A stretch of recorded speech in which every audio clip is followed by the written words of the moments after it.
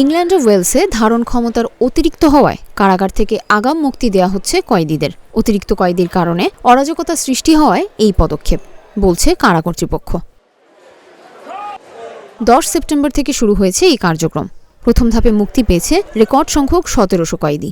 22 October দ্বিতীয় ধাপে মুক্তি পাবে 5500 বন্দী। আন্তর্জাতিক সংবাদ মাধ্যমগুলো বলছে, ইংল্যান্ড এবং ওয়েলসের কারাগারে রেকর্ড সংখ্যক হারে বেড়েছে কয়েদির সংখ্যা।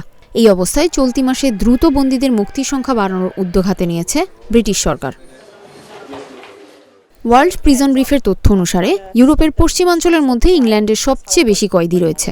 বর্তমানে কারাগারে বন্দীর সংখ্যা 88,000-এর বেশি, যেখানে এক সপ্তাহ আগেও এই সংখ্যা ছিল 88,350 জন। সংশ্লিষ্টরা জানান, গ্যাং সম্পর্কিত কাজের জন্য আটক হওয়া অপরাধীরা কারাগারে বেশি আছে। তারা এখানেও অন্যান্য বন্দীদের সাথে একই ধরনের কাজ করে থাকে। এত বন্দীর জন্য এই কারাগার অনেক ছোট।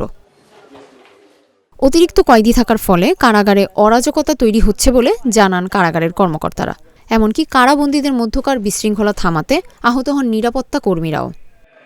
কারাগারে বন্দীদের সংখ্যা কমাতে সম্প্রতি আগাম মুক্তির অনুমোদন দেয় ব্রিটিশ পার্লামেন্ট। এ রায়ে বলা হয়েছে, কোনো ব্যক্তি সাজার 40% ভোগ করলেই সে মুক্তির জন্য বিবেচিত হবে।